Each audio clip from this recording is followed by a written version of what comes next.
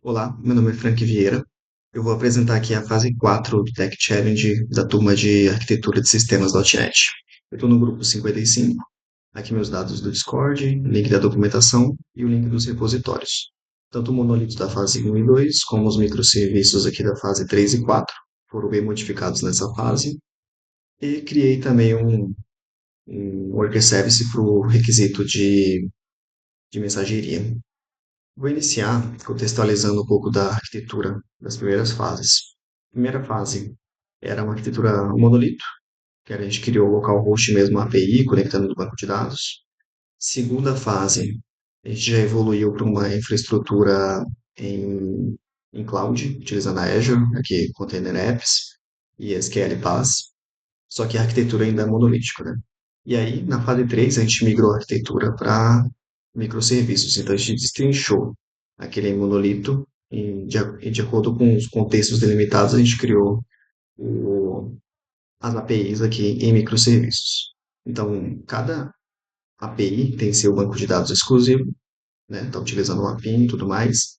E na fase 3 eu já dei uma pincelada na comunicação assíncrona, utilizando tópicos aqui no Service Bus e Azure Functions, né, para poder fazer a comunicação aqui com a API de pagamentos, de forma a ganhar mais resiliência e tudo mais.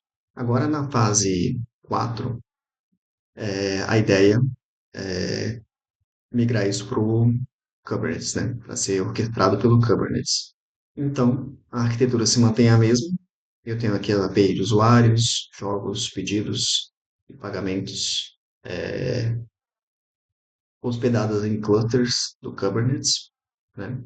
E criei aqui também uma fila no RabbitMQ, hospedado também no cluster aqui do Kubernetes, e um Worker Service, também hospedado em Kubernetes, que vai ser responsável por pegar a mensagem dessa fila de notificação e processar ela enviando para o Azure Communication Services. E esse componente da Azure vai ser responsável por enviar um e-mail para o cliente. Então, pensando aqui na jornada do cliente, ele vai fazer o pedido vai ser inserido no banco de dados. Assim que o pedido for inserido no banco, eu vou enviar uma notificação para o cliente, para a fila de notificações, para avisar que o pedido foi recebido.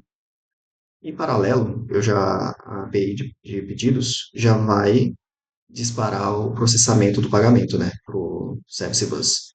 Então, no tópico aqui do Service Bus, de acordo com o tipo de pagamento, ele vai cair para a subscription, de acordo com o tipo de pagamento. Eu vou ter uma function que vai ser responsável por pegar a mensagem na subscription e enviar para a API de pagamentos, que também envia uma notificação para a fila.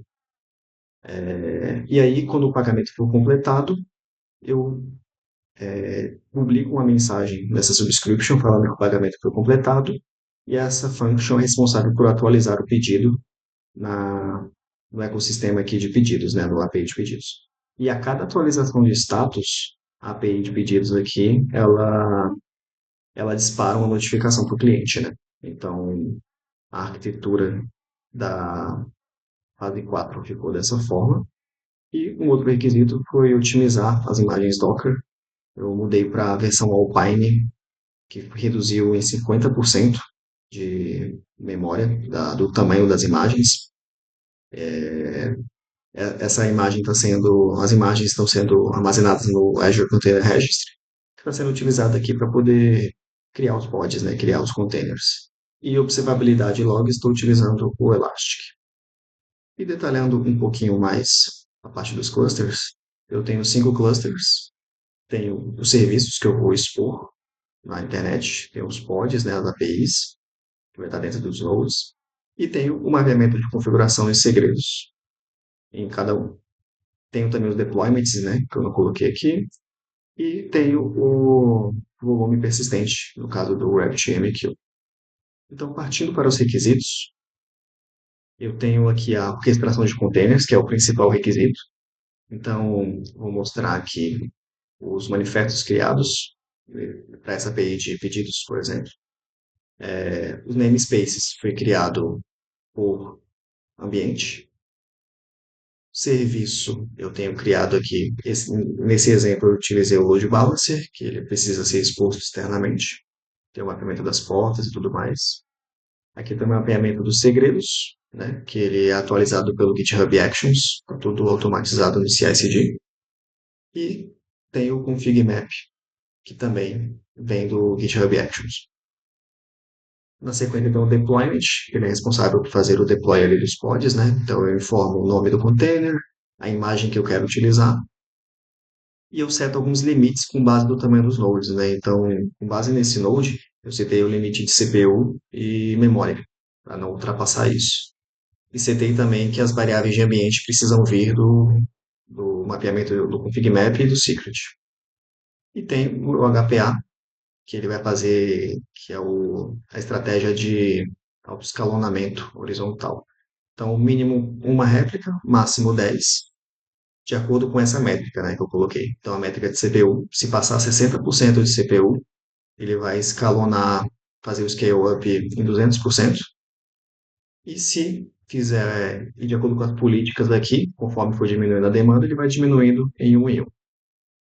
Então, parte da orquestração de containers com Kubernetes, esses foram os manifestos criados. E eu criei também um stateful set para o RabbitMQ, né? Porque ele precisa manter o estado. Então, vou até fazer uma exemplificação aqui.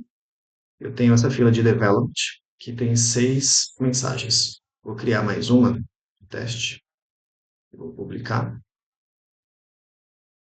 Então, aqui ele vai atualizar para 7 mensagens. E eu vou matar o pod aqui do, do RabbitMQ para poder garantir que as mensagens vão continuar lá. Então eu conectei aqui no cluster, kubectl, get pods, namespace, cloud games, RabbitMQ. Então eu tenho esse pod rodando. Ele está com zero porque ele é o stateful set, né? Então ele mantém o estado. E aí eu vou matar esse pod, kubectl, delete pod. Space, FIAP, Cloud Games, Red, MQ.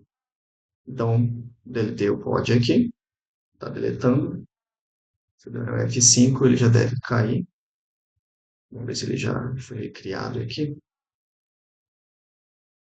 Está criando o container. E aqui ele já está como running. Então ele já criou. Se eu der um F5, ele já deve carregar. Então ele carregou aqui e está com as 7 mensagens aqui. Então ele mostra que o volume está funcionando bem.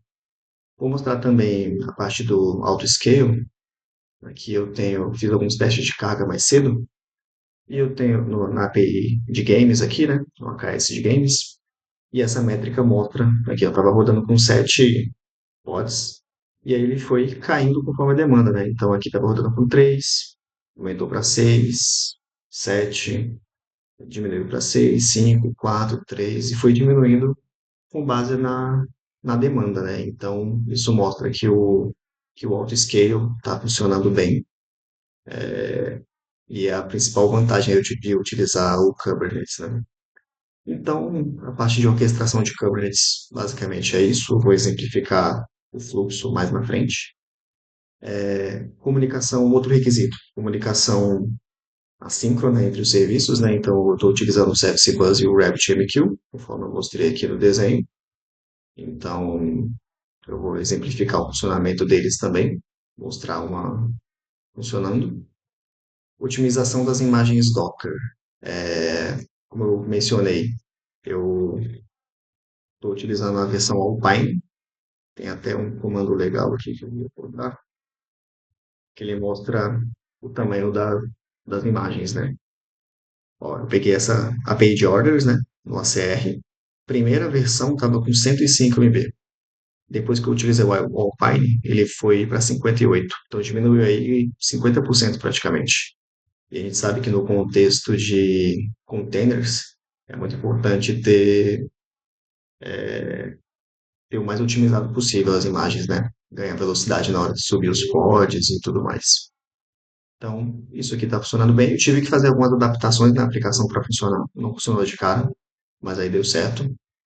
E Monitoramento eu estou utilizando o Elastic e os dashboards da própria Azure, né? Então aqui na Azure eu tenho vários monitoramentos aqui, né? Do número de pods, tenho parte de CPU, aqui dentro do Kubernetes eu tenho as métricas por namespace também, que eu consigo filtrar, e tenho o Elastic, que eu consigo filtrar bem também, a, que eu instrumentei no Elastic, então ele está catalogando tudo aqui, né? Todas as APIs.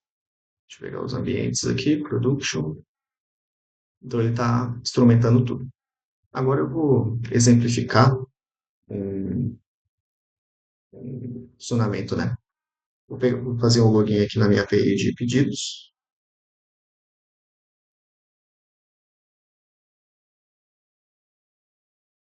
Vou fazer aqui também na minha API de pagamentos. Então, na minha API de pedidos, eu vou fazer um post do pedido 10, do jogo 10 e 11. Cadê? Ele fala que já tem esses jogos está sendo utilizado para outras pessoas, né? Então, eu vou fazer aqui o 9.008. Então, aqui também está sendo utilizado por outras pessoas. Deixa eu ver qual que está disponível.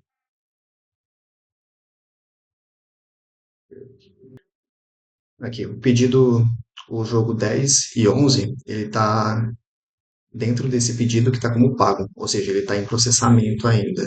Então, por isso que ele não deixou, ele identificou como uma duplicidade. Eu vou pegar esse pedido 11 e vou dar baixa nele, colocar ele como se fosse cancelado. Então, ele cancelou aqui o pedido. E eu vou fazer o post aqui novamente nos jogos 10 e 11. Então, vou dar um execute. Ele criou o pedido número 12, né, com esses dois jogos. Esse pedido número 12 está na forma cartão de crédito com status pendente de pagamento. Se eu for na minha API de pagamentos, eu vou fazer um get aqui, já deve ter chegado o pagamento para ser processado. Então, pedido 12 já está aqui, ó, gerou o pagamento 22. Então, eu vou pegar esse pagamento 22 e vou dar baixa nele. Vou dar um completed. Ou seja, estou dizendo que foi pago, né? O pagamento foi processado, que é isso que está nesse fluxo, né? Então, chegou a API aqui na API de pedidos. Cadê o pedido? A API de pedidos está aqui. Eu mandei o processamento de pagamento. Foi, foi processado aqui pela function, chegou na API de pagamentos. E aqui eu dei uma atualização. Ele tem que enviar para a subscription e atualizar a minha API de pedidos.